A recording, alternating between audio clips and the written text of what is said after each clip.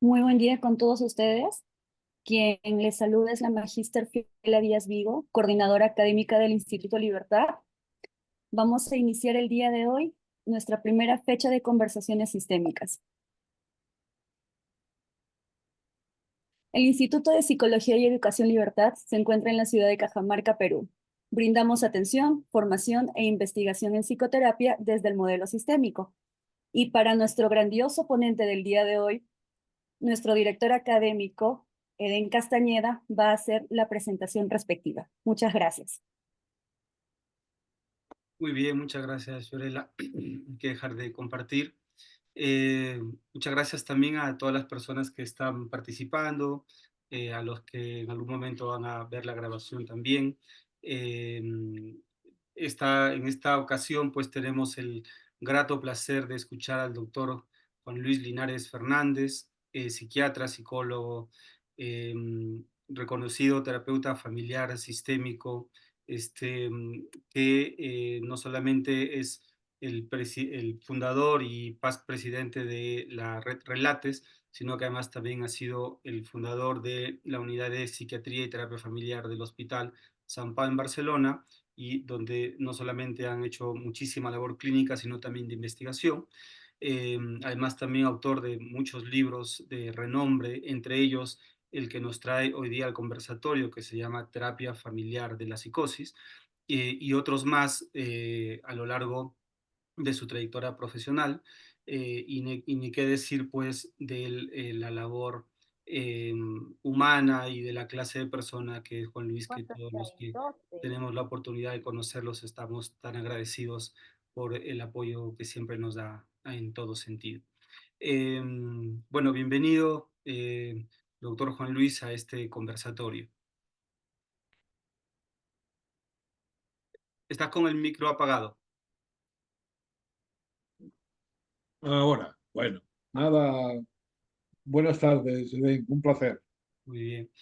El tema que nos atañe, la psicosis, probablemente enigmática a lo largo en el pasado, estudiada a lo largo del tiempo y probablemente con todavía muchas interrogantes que resolver acerca no solamente del origen, sino también del tratamiento. Muchas, no solamente familias, institutos, formaciones están dedicadas a entender y tratar la psicosis, sino también hay incluso hasta las políticas públicas de determinados países, pues dirigen sus energías, sus fuerzas y los sistemas de salud mental para atender a esta dificultad que presentan las personas y las familias. Eh, Creemos que es un tema muy importante, no solamente por la casuística que se presenta, sino también por la, no sé si estaré bien, pero por la complejidad del entendimiento y del tratamiento, al menos tal y como se ve desde el punto de vista en sí del problema de la psicosis. Cuando hablamos, Juan Luis, de la terapia familiar de la psicosis, ¿de qué estamos hablando? ¿Cuál es la concepción que ustedes, tú especialmente, tienes al respecto de esta dificultad y de las investigaciones que ustedes han hecho a raíz de esta problemática? Bueno, mira, la psicosis para mí ha sido, eh, bueno, yo creo que mi musa inspiradora desde bien chiquito, porque mi padre, que también era psiquiatra y psicólogo y que era director del Hospital Psiquiátrico de Málaga, me llevaba de chiquito de la mano cuando no había colegio, algún y tal, y yo lo acompañaba a la visita que tocara en el hospital psiquiátrico y de su mano securizadora yo iba explorando aquel mundo misterioso, fascinante y a la vez eh, terrorífico, en fin, que era la locura, que en definitiva era la psicosis. Esto ha sido para mí, como digo, la musa inspiradora, pero es que además para el modelo sistémico, para la terapia familiar, también la psicosis ha sido la Mayito, musa inspiradora.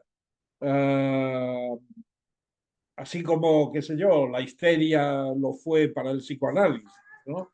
Pues digamos que la teoría, el cuerpo de... Espera, Juan, te estás sin, el audio ahora, está silenciado, ya, ahora. Bueno, yo no hice nada, se fue No, solo, ¿eh? fue en el que está así, ¿ok? Eh, eh, ¿Desde dónde, desde dónde no se Los oyó? últimos 10 segundos. Ah, bueno. No, pues decía que también y sobre todo lo que es más importante es que también la psicosis fue la musa inspiradora de la terapia familiar. Allá por los años 50 del siglo pasado, en Palo Alto, bueno, donde nació casi, podríamos decir, la terapia familiar, ¿no? Eh, Así que la psicosis hoy día para los sistémicos sigue siendo importantísima como elemento vertebrador de los más importantes aportes teóricos que se han hecho en el campo sistémico, en el campo de la terapia familiar. Lo digo porque a veces es un tema que asusta un poco, ¿no? Sobre todo a los jóvenes bueno, que se la pueden mirar un poco así como con un temor reverencial, ¿no? De decir, uy, yo no trabajo con psicóticos, eso es... No, no, no.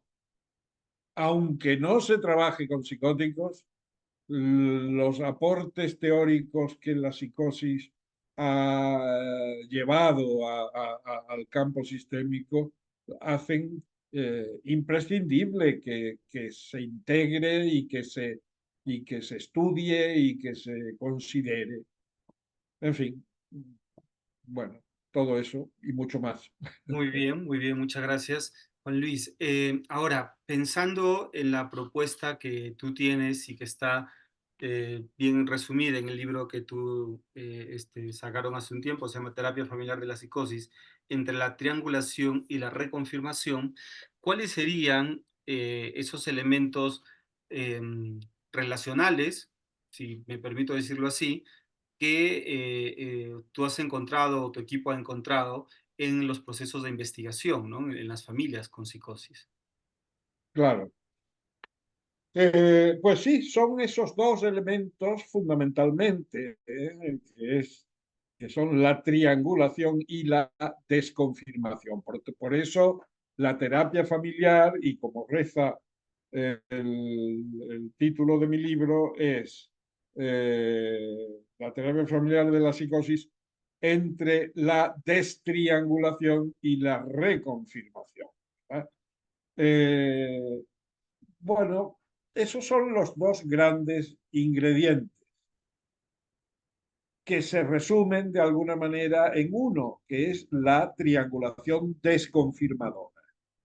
Triangulación ya sabemos que es la inclusión de un sujeto en los juegos relacionales disfuncionales de otros dos, que suelen ser los padres o figuras importantes de su universo relacional que ejerzan funciones parentales total o parcialmente. ¿Verdad? Entonces, bueno, esa triangulación puede tomar muchas formas eh, y, y, algunas muy distintas unas de otras. Pero la que nos interesa fundamentalmente en el campo de la psicosis es lo que yo llamo la triangulación desconfirmadora. Eh, bueno, podemos, si te parece, intentar explicar un poquito este fenómeno de la desconfirmación, Sí, ¿verdad? claro que sí. Porque es central, es básico, es fundamental cuando se habla de psicosis desde el punto de vista relacional. Eh, la desconfirmación esencialmente es la negación de la existencia de algo, la negación relacional de la existencia de alguien. Pero es un fenómeno sumamente complejo y sumamente difícil de, digamos, explicar, comunicar, eh, sobre todo por una razón, y es que la desconfirmación para que, para ser algo, un fenómeno comunicacional, racional, ha de ser implícita, es siempre implícita. Si yo digo, tú no existes para mí, no estoy desconfirmando a nadie, todo lo contrario. Estoy reconociendo la existencia de ese alguien y en todo caso estoy expresando enfado. Pero eso es otra cosa. La negación de la existencia de alguien tiene que ser implícita, no puede ser directa, no puede ser explícita. Yo siempre pongo el ejemplo como, digamos, una ilustración de la triangulación desconfirmadora de una situación en la cual, por ejemplo, estamos dos personas interactuando en una sala, ¿eh? Dos personas, nada más. El uno es el interlocutor del otro, inevitablemente, y por tanto eh, pueden amarse, pueden odiarse, pueden aburrirse, pueden irritarse, etcétera. Pero lo que no pueden es ignorarse, porque diádicamente, en una relación de dos, es muy difícil ignorar al interlocutor, claro, porque es el único, ¿no? Ahora, entra una tercera persona en esa sala. Ya tenemos de alguna manera el triángulo armado. Pueden pasar muchas cosas. Una de las cosas que pueden pasar es que yo me olvide, entre comillas, de quien hasta ese momento era mi interlocutor único, porque la presencia del nuevo interlocutor me absorbe de tal manera que el que era el interlocutor único privilegiado hasta ese momento se difumina, desaparece de mi campo perceptivo, por decirlo de alguna forma. Entonces ya tenemos la triangulación desconfirmadora, porque, claro, esa persona que hasta ese momento era alguien aparentemente al menos importante para mí, de pronto deja de serlo. Y lo que siente es algo así como que deja de existir. Se supone que yo era importante y esta persona deja de sentirse percibido por mí, ¿no? Este universo que es complejo, que es difícil de representar, pues es el universo es en el que se cuece la psicosis desde el punto de vista relacional. Esa triangulación desconfirmadora implica una agresión frontal a la identidad de quien la sufre, de quien la padece, ¿no? Claro, yo no existo. No existo para quien es importante para mí, porque no existe, si no existo para el portero de la casa o para el vecino del quinto piso, pues bueno, no tiene mayor importancia. Me puede molestar un poco, pero no tiene mayor importancia. Pero si no existo para quien lo es todo para mí y de quien dependo, básicamente de quien dependo, pues entonces mi identidad se desmorona. La desconfirmación es un un torpedo en la línea de flotación de la identidad, ¿no? Que pasa a desmoronarse. Por eso es tan expresivo y tan curioso, tan característico de estos tipos de fenómenos, esa imagen clásica del psicótico en sus primeras etapas evolutivas, mirándose al espejo y riéndose, ¿no? El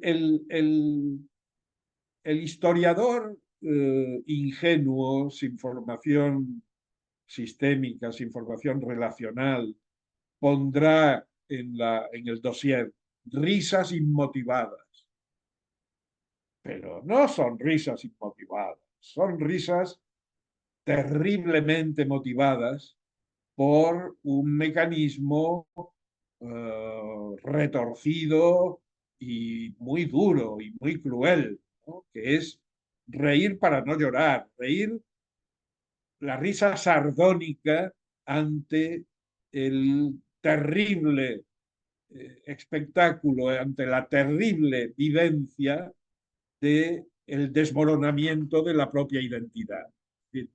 No soy nada, mira, mira, mira lo que sale en ese espejo. Parece alguien. Pues no, no, no, no es nadie. Soy yo que no soy nadie, ¿no? Algo así es el infierno de partida del proceso psicótico.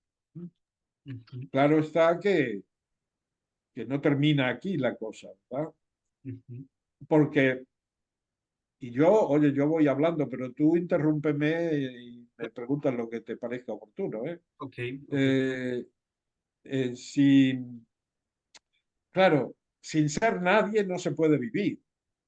O sea, la vida relacional, eh, y casi, casi si te descuidas, la física también, ¿no? Porque, ya sabéis seguramente la experiencia aquella famosa del rey Federico el Grande de Prusia, que aisló a una serie de bebés para saber cómo era su personalidad. No, ya no era una experiencia que tuviera que ver con la psicosis, pero era una experiencia que tenía que ver con la dimensión relacional del ser humano. Los aisló alimentándolos perfectamente, cuidándolos físicamente, pero solo para que no tuvieran una relación que de alguna manera los definiera desde fuera. ¿Y qué pasó? Pues que todos ellos, pobrecitos, se murieron. No, no llegaron ni a la categoría de psicóticos, claro está. Se murieron muy pronto, porque sin una experiencia relacional reconocedora, ¿eh? Ujú, Pues no se puede vivir. ujú, No digamos la vida psicológica, la vida mental, claro, por supuesto. Entonces, ¿qué es lo que hace el pobre psicótico? Perdonad la expresión del pobre psicótico, pero es coloquial, no es muy científica, ujú, pero me sale del alma. Ah, ante esa situación de ver que su identidad se desmorona, pues intenta desesperadamente reconstruir una identidad alternativa, ¿eh? Como no puedo vivir no siendo nadie, voy a intentar ser alguien que no pueda volver a ser ignorado, que no pueda volver a ser desconfirmado. Y ese alguien puede ser Napoleón. Yo siempre ujú, uso la metáfora de Napoleón como personaje inspirador del delirio psicótico, pero es evidente que eso puede cambiar, ¿no? Puede haber personajes eh, múltiples. Una constante en nuestra cultura occidental, cristiana, ujú, es Jesucristo, yo soy Jesucristo, o la Virgen María, si se trata de una mujer. Esas son figuras eh, que aportan identidad, indudablemente, ¿verdad? Ujú, ujú, Y qué sé yo, seguro que antes pues hubo otros personajes que también, ¿no? Y el hecho es que con los cascotes, con las ruinas de la identidad destruida, el sujeto va a construir una identidad alternativa que no pueda ser ignorada. ¿Mm? Y ujú, esa identidad será el delirio, fundamentalmente, que puede tener un personaje que lo inspire.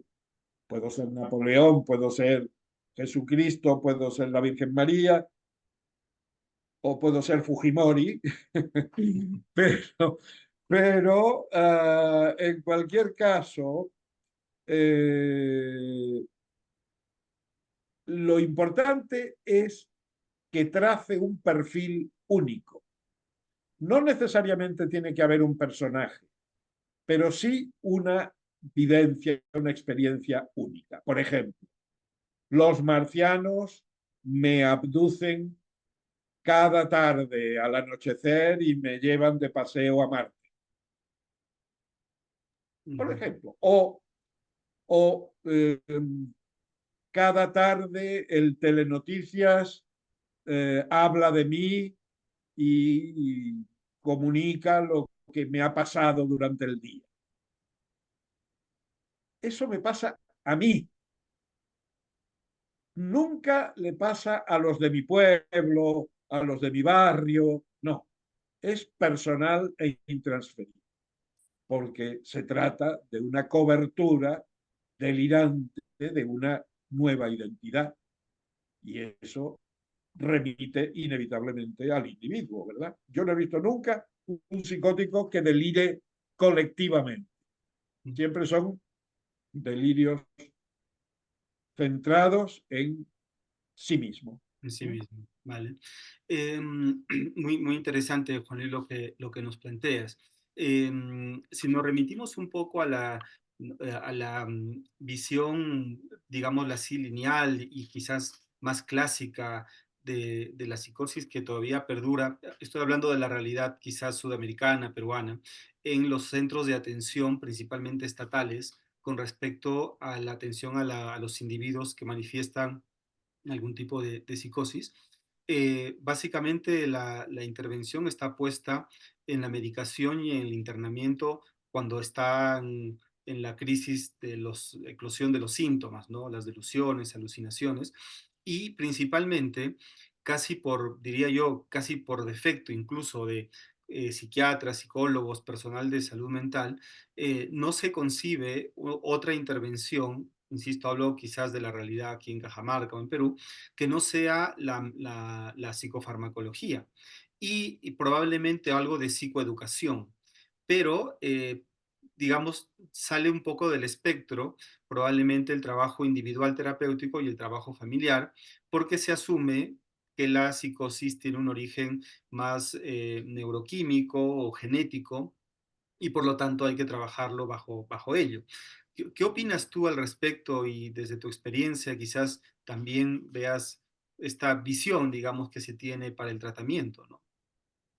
Sí, sí, por supuesto. No te creas que es privativa de Cajamarca o del Perú. Aquí eso sigue prevaleciendo, esa visión reduccionista, simplista, biológica, digamos biologicista, porque Mm, la biología es importante y solo faltaría, no la podemos ignorar. Pero cuando la biología se convierte en una ideología, entonces tenemos que hablar de biologicismo, ¿no? mm, Eh, Aquí también lo tenemos eso. Pues mira, que yo obviamente soy crítico con esa visión, creo que es de un reduccionismo brutal. Es una visión que está financiada por la industria farmacéutica y por tanto tiene una sólida base en la que apoyarse, que es el dinero. que inyecta la industria farmacéutica para que esa sea la versión predominante, la versión, a ser posible, única, ¿no? Am, pero es una visión sesgada y que falsea radicalmente la realidad. Cada vez que aparece en los medios que se ha descubierto la etiología de la esquizofrenia, yo saco la pistola, en sentido figurado. Mm. No, porque ya lo he oído tantas veces que ya tendría que estar súper resuelto el problema, ¿eh? Oye, pero no, no hay manera. Pero es eso, es la deformación ideológica de una perversión que sufre la psiquiatría, claro. Mm. Um, la biología existe, claro que sí, y el cerebro es el órgano que organiza, y valga la redundancia, la psicosis, claro que sí. Con lo cual, sí, claro, la psicosis está en el cerebro, no está en las tripas, está en el cerebro. Entonces, claro, con las muy sofisticadas técnicas de exploración cerebral que hay en circulación, pues aparecen determinadas alteraciones en el cerebro del psicótico. Claro que sí, por supuesto, porque las vivencias que está recogiendo el cerebro del psicótico son terribles, son de una intensidad tremenda y son de un sesgo tan brutal que claro que eso de alguna manera en alguna exploración se tiene que detectar, pero de ahí a que esa sea la etiología de la psicosis, eso es un falseamiento radical. Si se hacen las mismas pruebas con otro tipo de situaciones en las que haya también vivencias intensas, terroríficas, sesgadas, etcétera, nos encontraremos fenómenos parecidos que está reflejando el cerebro. De manera que no hay la menor prueba de que la etiología de la psicosis sea biológica, pura o exclusivamente biológica, como tampoco hay pruebas de que haya la herencia genética juegue un papel decisivo. Yo estoy harto de ver psicóticos que no tienen ningún psicótico en su familia ni lo han tenido. Entonces, vaya herencia es esa, ¿no? Una herencia misteriosa que transcurre de una manera oculta. Bueno, en fin. Como veis, es un tema que me apasiona, que me motiva mucho emocionalmente, porque no es justo que haya esa deformación. Ujú. Por otra parte, yo no tengo ningún inconveniente en aceptar que en un contexto de complejidad y por tanto de multicausalidad, porque la complejidad remite inevitablemente a la multicausalidad, que haya algún factor biológico que esté influyendo también. Seguramente, seguramente. Pero esto es como el incendio en un bosque. ¿No? El incendio en un bosque, para que se produzca de una manera catastrófica, necesita un montón de causas. No basta con una. Eh, si hay un incendiario que va prendiendo fuego y tal, tiene que, para que el fuego se propague, tiene que haber eh, hojarasca seca, tiene que haber un bosque sucio, tiene que haber unas condiciones climáticas determinadas, porque si llueve cada día, pues tampoco pasa. Tiene que haber una estructura de la propiedad que permita que el bosque se descuide, porque si el bosque tiene dueños interesados en cuidarlo y conservarlo, tampoco pasa, etcétera, etcétera, etcétera. Y para que no haya incendio, basta con controlar una de esas causas. No es necesario controlarlas todas. Con que una no se presente, no se produzca, ya no tenemos el incendio devastador. Pues con la psicosis pasa lo mismo. Podemos tener muchas causas, seguramente, mismo que con el cáncer, en fin, con todos los fenómenos así que son importantes y complejos. Pero con que controlemos un factor ya es suficiente para que la catástrofe no se produzca.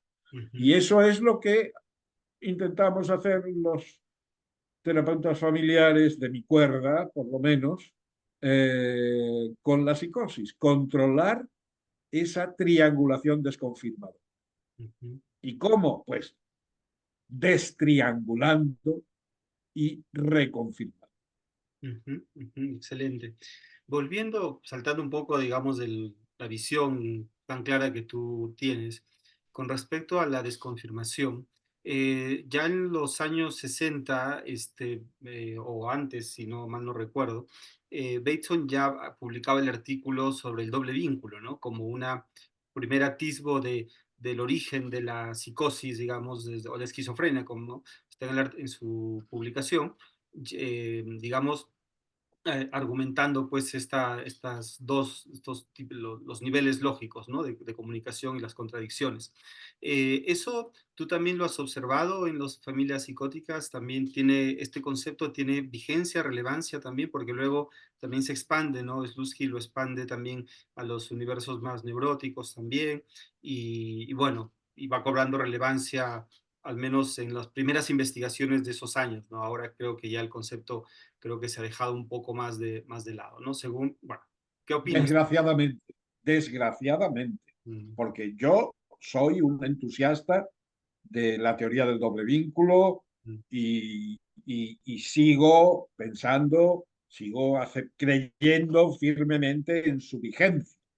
Lo mm, que pasa es que, bueno, para empezar, ya el mismo Bateson complicó las cosas por su obsesión postmoderna en no, digamos, eh, no aceptar la idea del diagnóstico y la causalidad lineal.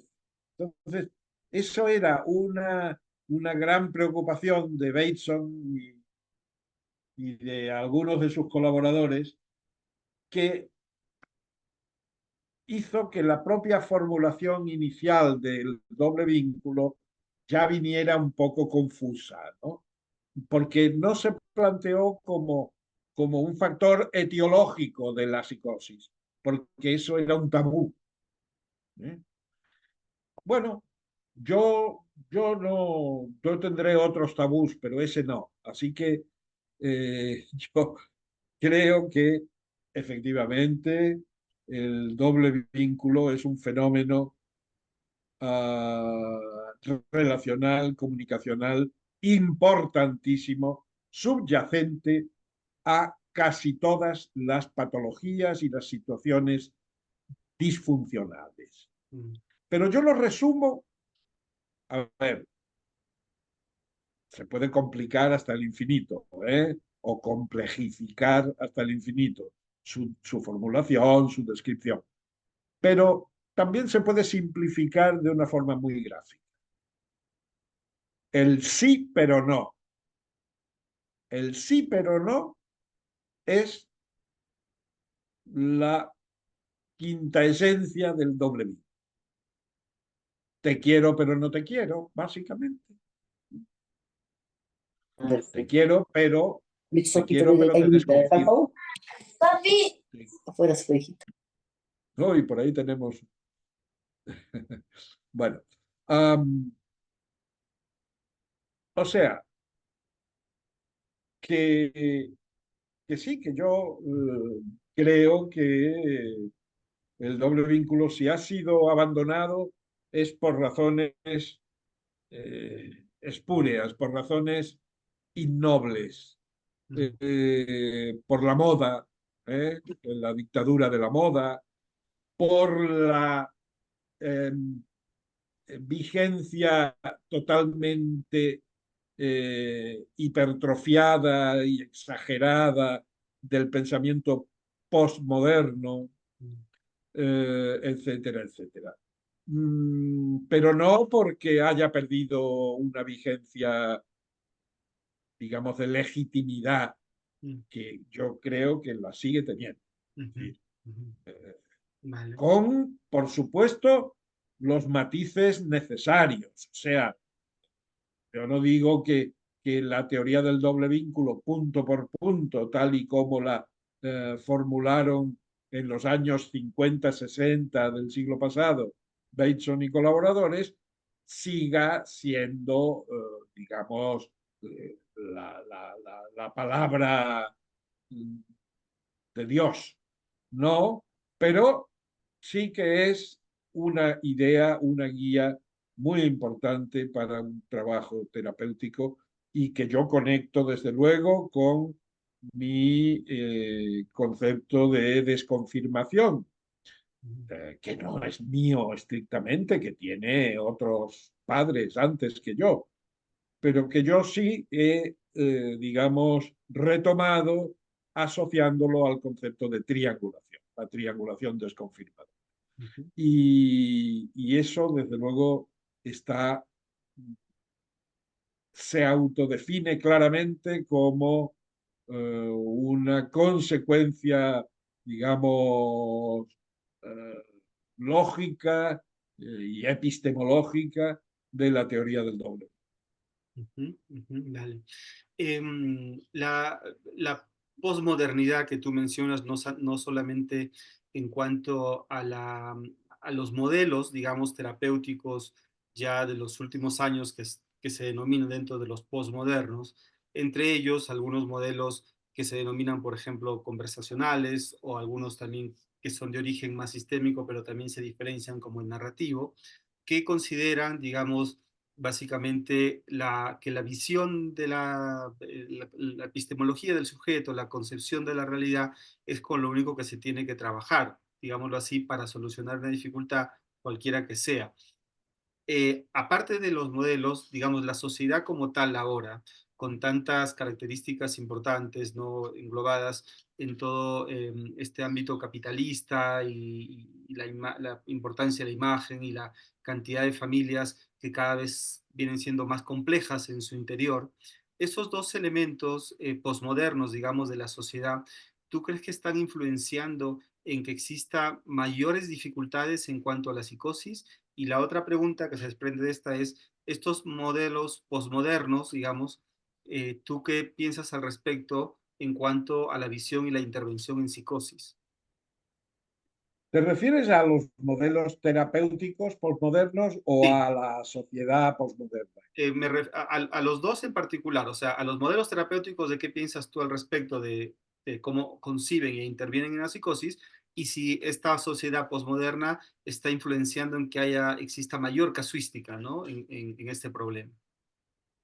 Mira, tú sabes que yo soy crítico con los excesos del posmodernismo, no con el posmodernismo en sí. Es decir, yo creo que el posmodernismo es una etapa de la cultura occidental que sucede o que viene detrás del positivismo, básicamente, ¿no? Del positivismo moderno, ¿no? Podríamos llamarle también del modernismo en un sentido más amplio.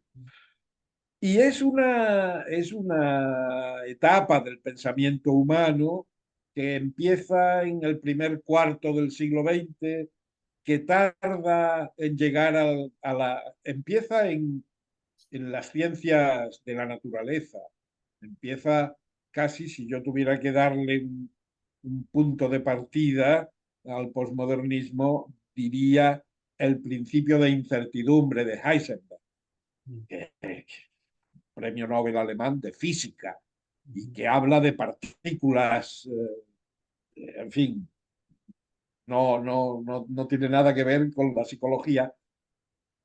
En cambio, ese posmodernismo tarda en llegar, pues, otro cuarto de siglo al terreno psicológico, pues a mediados del siglo XX. Y, y yo podría decir sin el menor conflicto que la terapia familiar nace posmoderna. Mm, O sea, yo no tengo ninguna fobia al posmodernismo. Si la terapia familiar inevitablemente tiene que nacer posmoderna, porque la idea de que la realidad no es única, sino que, digamos, cada persona tiene su realidad y que en principio todas ellas son legítimas mientras no se demuestre lo contrario, porque claro, ahí ha habido de todo también. Eh, eso, esa es la esencia del posmodernismo y es la esencia de la terapia familiar, que es que, que, que no hay una realidad maciza y única, sino que la realidad del hijo adolescente que quiere libertad y la libertad y la realidad del padre o de la madre de ese adolescente que quieren orden. Bueno, son realidades tan legítimas las unas como las otras. Y eso la terapia familiar lo tiene muy claro desde el principio. De manera que bienvenido el posmodernismo que permitió la aparición de la terapia familiar. Pero el problema es que luego el posmodernismo se ha instalado un poco con la intención de quedarse.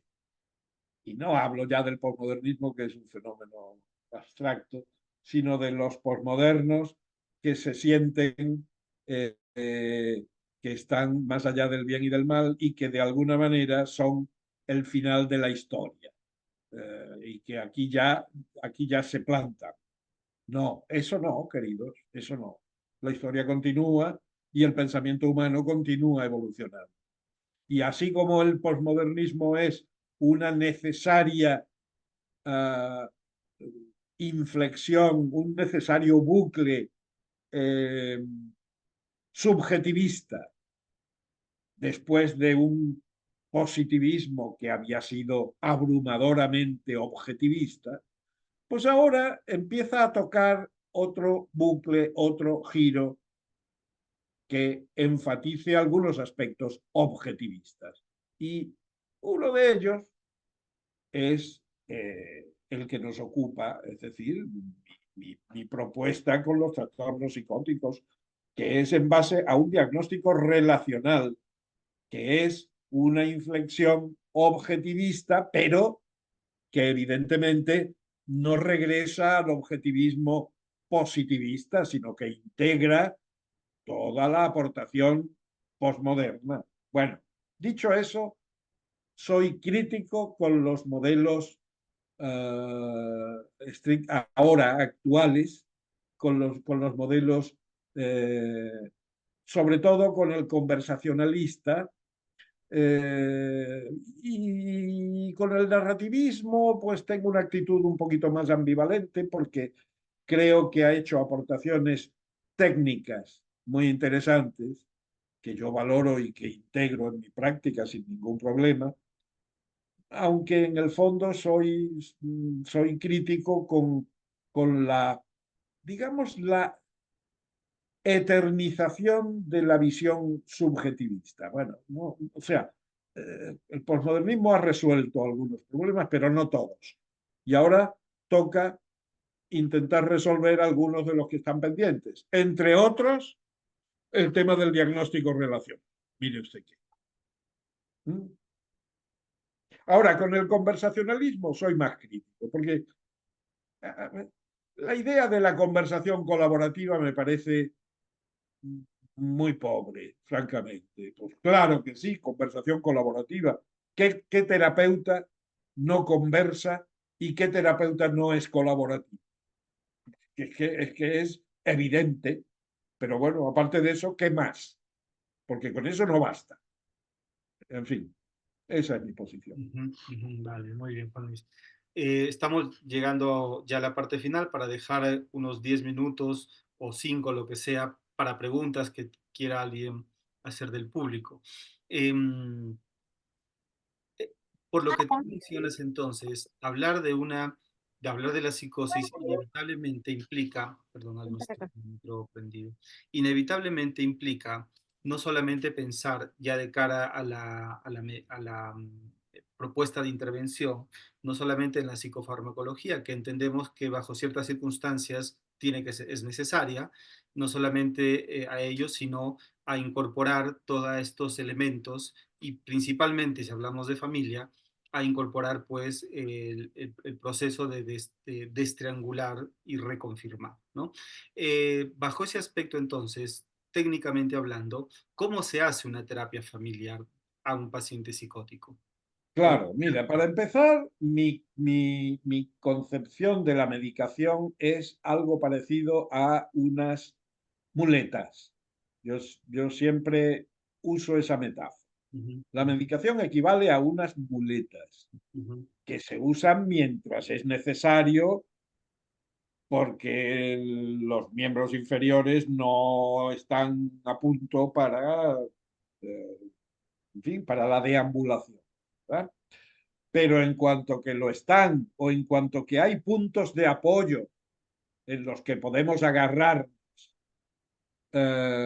pues las muletas se pueden y se deben dejar. ujú, Esa es la metáfora sí, fundamental de cómo entiendo yo la medicación. ujú, Por tanto, bienvenida sea mientras sirva para que la intensidad mm, de los síntomas psicóticos eh, puedan, digamos, controlarse de forma que se pueda permitir una vida decente del paciente y una psicoterapia, claro está. ujú, ujú, Pero desarrollar una terapia familiar de la psicosis es fundamentalísimo mm, y es perfectamente posible y sus resultados pueden ser espectaculares. Am, Mira, yo tengo uno de mis esquemas, digamos, gráficos, son, digamos, la personalidad relacional con 4 instancias: la identidad, la narrativa no identitaria, la organización y la mitología, en fin. Ah, el abordaje individual, psicológico individual de la psicosis es muy difícil, si no imposible. Ahora con la medicación, bueno, puede ser, claro. Cuando Freud dijo que los psicóticos, los esquizofrénicos, no eran psicoanalizables, tenía toda la razón. Claro, ahora con la medicación tú puedes amansar a un psicótico lo suficiente como para que venga y se tumbe en el diván y te oiga sin irse dando un portazo. En fin, digamos que la medicación cambia muchas cosas, incluyendo estas. Pero con todo y con eso, ese trabajo individual va a chocar con unos obstáculos muy difíciles de salvar, que son la hipertrofia identitaria alternativa, que es el delirio. O sea, tú a Napoleón no lo puedes convencer de que no es Napoleón, porque si lo intentas convencer te va a decir que eres Lord Wellington y que lo estás queriendo llevar a Santa Elena y que va a rechazar frontalmente. Um, y la narrativa no identitaria, donde podría eventualmente en otras circunstancias armarse una intervención terapéutica, es tan mínima porque la identidad delirante invade de tal manera toda la personalidad individual que tampoco sirve. En cambio, la organización y la mitología de los sistemas de pertenencia y especialmente de la familia de origen sí que son susceptibles de abordaje y de trabajar. Sobre la organización, destriangulando, y sobre la mitología, reconfirmando. Y eso, por supuesto, claro, nos podríamos extender, pero nos saldríamos del horario inmediatamente. Así que cuando se trabaja eso, es decir, la organización destriangulándola y la mitología generando reconfirmación, inmediatamente el individuo, concretamente el individuo psicótico, ve cómo su narrativa no identitaria se amplía, es decir, que empieza a poder hablar de cualquier cosa que no sea soy Napoleón. Y a partir de ahí, la identidad se redimensiona y el napoleonismo termina desapareciendo, sin confrontarlo directamente, porque confrontarlo directamente es tiempo perdido. En fin, eso que se dice pronto, evidentemente, es un proceso laborioso y ahí está mi libro que lo pueden comprar o fotocopiar, que es una práctica que en Perú me temo que está demasiado extendida.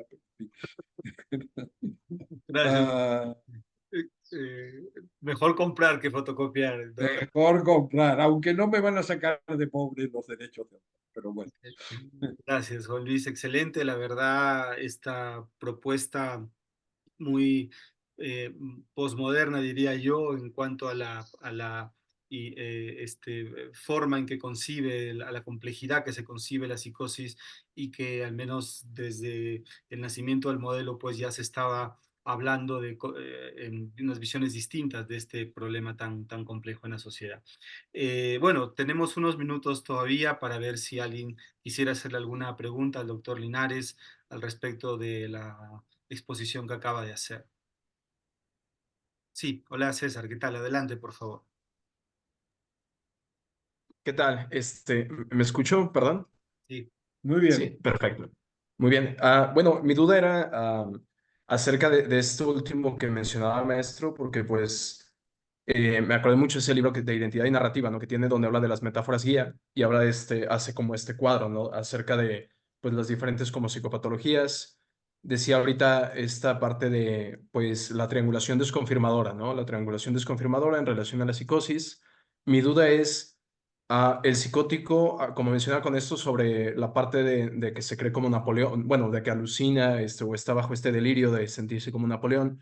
Mi duda es si tomamos en cuenta entonces estas simbologías, estas imágenes o estos delirios que va presentando también como este paciente psicótico, o verdaderamente las hacemos todas estas como a un lado, y no intentamos identificar el por qué ocurre como esto, ¿no? Me acordé mucho de ese libro de Cordura, Locura y Familia, ¿no? Que habla sobre estos casos de esquizofrenias y pues al final como que había un poco de sentido, ¿no? Que había un símbolo en relación a sus historias. Entonces, aquí mi duda es, aparte del trabajo, obviamente pues como mencionaba, ¿no? De la destriangulación, y la reconfirmación, nosotros sí buscaríamos averiguar el porqué de estas simbologías, o sea, por qué estoy alucinando quizá a esta mujer de negro, o por qué estas personas de la CIA, o por qué Napoleón y no Jesucristo, o esto en realidad es pura historia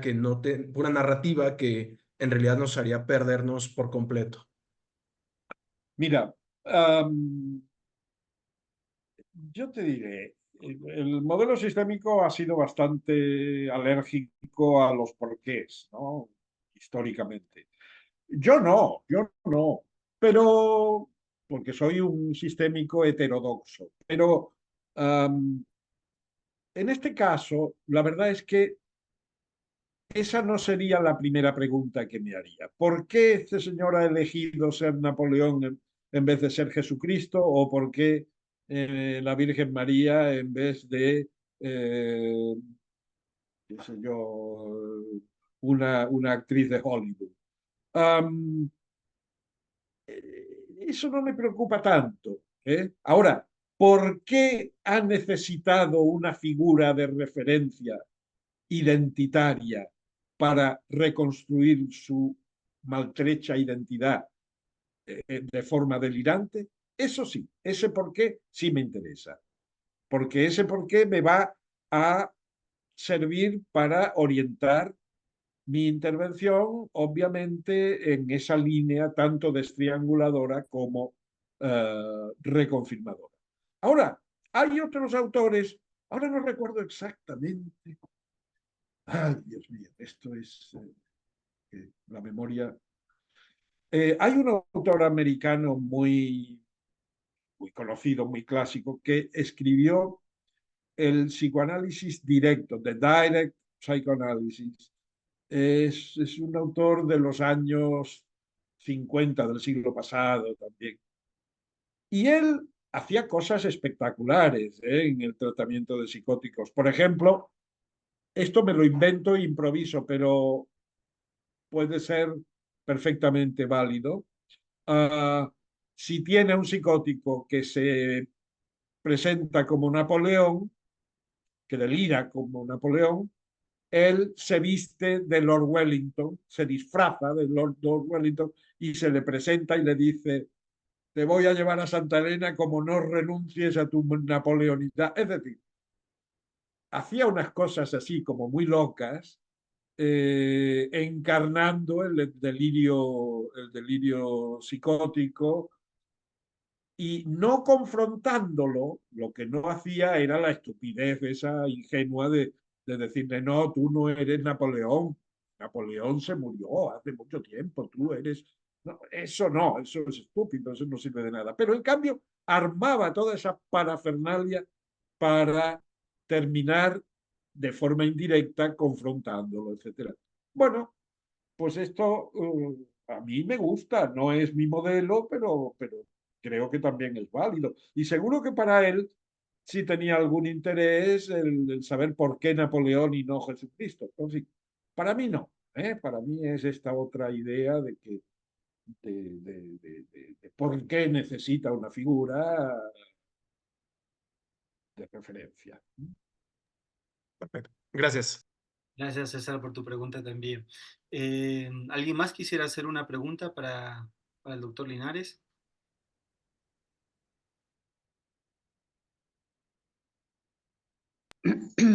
Profe, buenas tardes. Hola, ¿qué tal? Buenas, Hola, adelante. buenas tardes.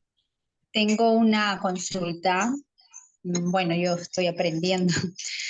¿Qué diferencia hay entre psicópata, psicótico y esquizofrenia? ¿Tú eres Daisy? Sí.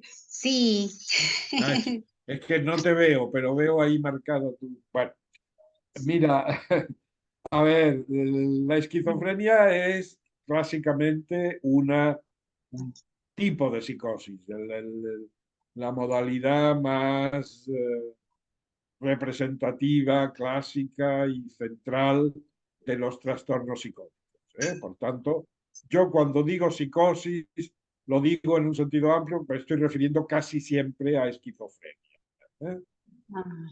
La psicopatía es harina de otro costal.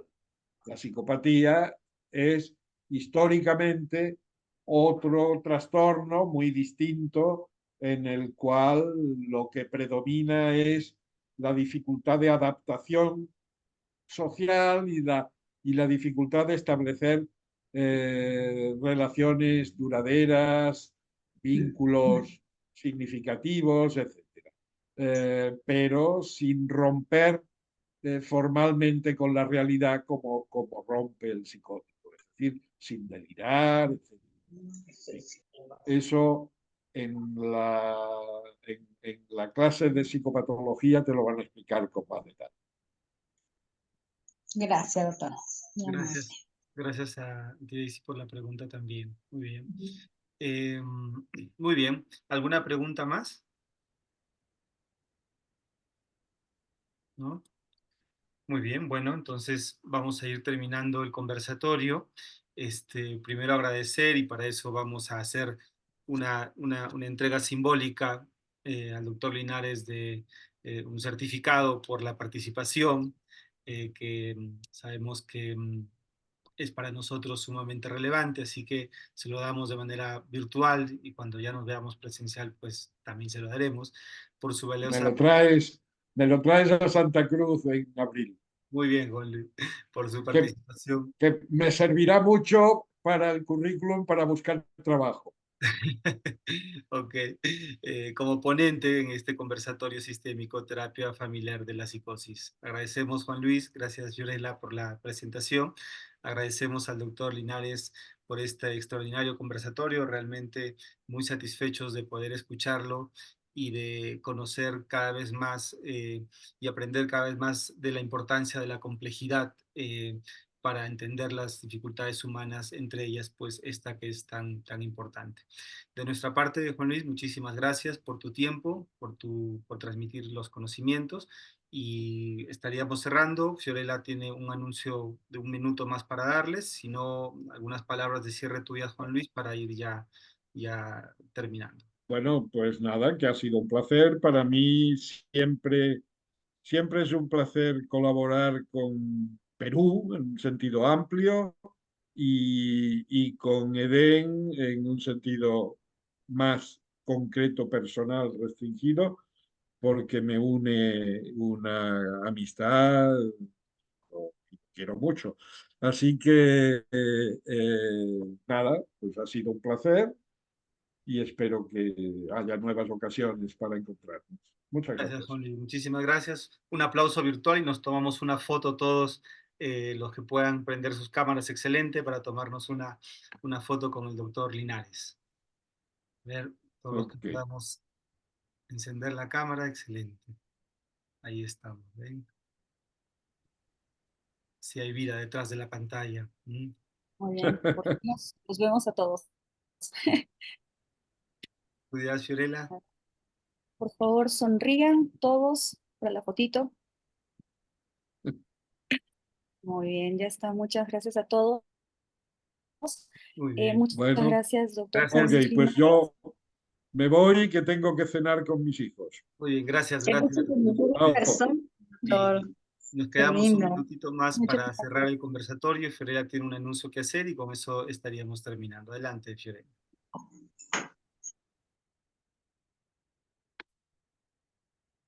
Muy bien, estimados participantes, quería comentarles que el Instituto Libertad va a realizar un curso internacional de especialización eh, en el abordaje de violencia familiar desde el enfoque sistémico, ¿sí? Esta especialización va a iniciar el 14 de marzo, va a ser en modalidad virtual, las horas de certificación son de 150 horas y pues nosotros vamos a tener docentes de primera categoría, se podría decir, presentando al doctor Reinaldo Perrone de Francia, muchos de ustedes deben conocerlo. Asimismo, también nosotros vamos a tener a la magíster Alejandra González, a la doctora Regina Giraldo Arias, al magíster Luis Elías Licera y pues a nuestro director académico Eden Castañeda Valdivia. Toda esta información nosotros lo tenemos en nuestra página web del Instituto Libertad.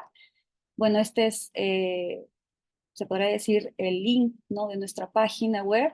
Y en la parte de cursos, nosotros tenemos ahí cursos de especialización internacional, en donde se encuentra nuestro primer curso que realizaremos en este 2024. Cualquier duda o consulta, ustedes pueden hacerlas vía la página web, por Facebook, por Instagram o enviarlas también al correo electrónico de centrolibertad@gmail.com o también al WhatsApp nos pueden inscribir, ¿sí? Al 931 15 67 1. Esperamos de verdad que el día de hoy haya sido grata este conversatorio que hemos tenido y los esperamos en nuestros conversatorios a tener mensualmente. Muchas gracias a cada uno de ustedes. Muy bien, gracias a todos también por participar y los invitamos a ver el curso si les interesa y mensualmente estamos haciendo un conversatorio de este tipo, así que ya lo van a saber a través de las redes, a través del grupo de WhatsApp los que están ahí, pero principalmente el Facebook y la página web que tenemos. Muy bien, eso es. Muchísimas gracias a todos por participar y que tengan una bonita tarde. ¿Ok? Un abrazo. Chao, chao. Gracias, profe. Gusto de verlo.